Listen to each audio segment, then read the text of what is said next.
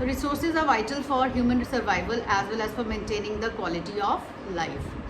It was believed that resources are free gifts of nature. As a result, human beings use them indiscriminately. And this has led to the following major problems. तो अगर हम बात करते हैं शोभित के resources बहुत important है, सबको पता है, और वो हमारी लाइफ को अच्छा बनाने में, बहुत सरल बनाने में, ईजी बनाने में भी बहुत ज़्यादा मदद करते हैं, है ना. बट जो हमारे को फ्री गिफ्ट ऑफ नेचर जो हमें मिला है गॉड की तरफ से हम बोले तो, बट हमने as a human being we used it so indiscriminately. हमने इतना बेइंतहा उनको इस्तेमाल किया है, चाहे वो वाटर है, चाहे वो कोई भी आप फॉसिल फ्यूल्स हैं जो कि बहुत हमारे लिए एसेंशियल हैं, essential part of our life है. हमने उसको हम कह सकते हैं कि बिना सोचे समझे उनको वेस्ट किया है.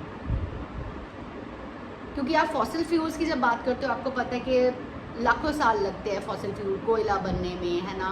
पेट्रोलियम की अगर हम बात करते हैं, ये सब हमारे बनने में कितना साल लगते हैं, बट हम उसको सोचते ही नहीं हैं और हम उनको ऐसे यूज़ किए जा रहे हैं जैसे वो ज़िंदगी भर हमारे साथ ही रहेंगे, है ना. तो अब उसके कारण जो हमारी ज़िंदगी में जो मेजर प्रॉब्लम्स आई हैं वो क्या है. Number 1, depletion of resources for satisfying the greed of a few individuals. Very very important. Depletion मतलब कम होना, रिसोर्सेज का कम हो गया. क्यों कम हो गया रिसोर्सेज? क्योंकि जो हम लोग हैं वो अपनी ग्रीड, अपने लालच के कारण, को सेटिस्फाई करने के कारण जो हम रिसोर्सेज को ओवर यूज़ कर रहे हैं, उसके कारण क्या हुआ है कि हमारे रिसोर्सेज का में कमी आ गई है, वो अब डिप्लीट करना शुरू कर गए हैं. जैसे कि आप वाटर टेबल की बात करो, पहले हमारे टाइम पे क्या था, लाइक व्हेन वी वर इन दिल्ली, तो वाटर टेबल जो था, मतलब जो हमें पानी थोड़ा सा ही आप क्या कहते हैं ट्यूबवेल्स वगैरह के थ्रू या वैसे हम लोगों को मिल जाता था. या हम बोले कि बोरवेल जिसको हम कहते हैं कि वो हमारे घर में ऐसे हमने करवाया. तो I am talking about in 1989 और 90 की बात है. उस दौरान ही, उसके बीच में ही क्या कहते हैं, हमारा दिल्ली में जो घर था वहाँ पे वाटर जो टेबल था वो इतना ज़्यादा नीचे चला गया कि हमें दोबारा से बोरवेल करवाना पड़ा. एंड वो कितने मीटर्स, लाइक कितने ज़्यादा मीटर्स हमें और डाउन जाना पड़ा. क्यों? क्योंकि जो अब आपको पता है दिल्ली में इतना ज़्यादा ओवर पॉपुलेटेड है दिल्ली, है ना. रिसोर्सेज को हम यूज़ किए जा रहे हैं बिना सोचे. पानी बह रहा है तो बहता ही जा रहा है, बट कोई प्लांटेशन नहीं हो रही है, ठीक है. वाटर साइकिल का जैसे पता है आपको कि अगर ट्रीज़ हैं या कुछ है तो वो क्या है, वो सोक कर लेते हैं, सॉइल में पानी को सोक कर लेते हैं, है ना. अब क्या है, ऑल रोड्स बन चुके हैं, सीमेंटेड सब कुछ हो चुका है, प्लांटेशन इतना ज़्यादा नहीं है, ना वो सीप करता है. वाटर ग्राउंड में जब सीप ही नहीं करेगा तो जब वो सूरज, आपको पता ही है कि जब सूरज की गर्मी से ही वो वेपर होके वो ऊपर जाता है, एंड वही वेपर क्लाउड्स में कन्वर्ट होता है, ठीक है ना.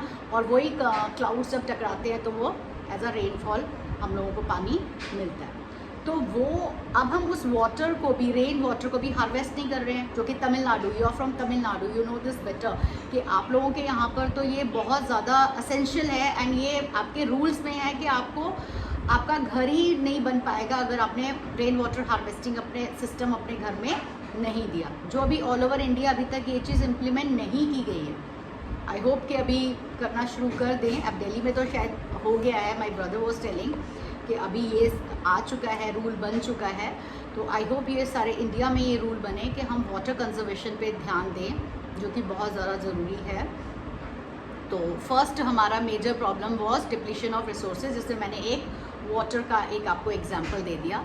The second is accumulation of resources in few hands, which in turn divided the society into two segments, that is haves and have nots or rich and poor. And ये भी एक बहुत बहुत बड़ी प्रॉब्लम हो चुकी है कि रिसोर्सेज जो हैं कुछ लोगों के ही हाथों में हैं. लाइक अगर हम बात करें कि जिसकी वजह से सोसाइटी दो भागों में बट गई है, हैव और हैव नॉट, जिनके मतलब रिच एंड पुअर. कईयों के पास आप देखोगे बहुत रिसोर्सेज हैं, ठीक है, वो रिच मतलब रिच के भी रिच बनते जा रहे हैं, और जिनके पास नहीं है वो क्या होते जा रहे हैं, पुअर बनते जा रहे हैं, बहुत ज़्यादा गरीब होते जा रहे हैं. क्यों है वो? क्योंकि वो जो रिसोर्सेज हैं वो सिर्फ कुछ ही लोगों के पास है.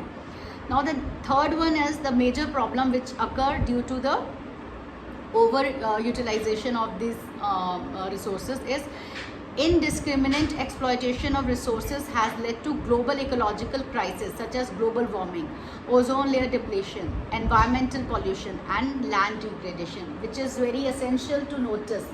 बहुत ज़्यादा ज़रूरी है और ये अभी अगर हमने नोट कर लिया तो हम लोगों के लिए फ़ायदा होगा, अदरवाइज़ दोबारा यही सब चलता जाएगा. अभी मई का एंड चल रहा है और इतनी गर्मी है यहाँ पर जिसका बता नहीं सकते हैं हम लोग. चंडीगढ़ में इतनी ज़्यादा गर्मी है.